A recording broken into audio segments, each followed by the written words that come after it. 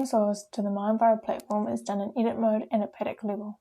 To enter a new soil type, ensure that the paddock layer is turned on the Farm Features list on the left-hand side. If it is not on, simply open the side tab and tick the paddocks level.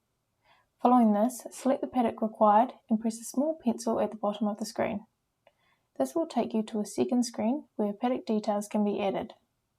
Scroll down to the bottom of the paddock details and you will see a row of different information that can be added and select the soil tab. From here, users can click the plus soil type button and begin entering soil details including name, parent material, texture, depth, drainage and paying susceptibility.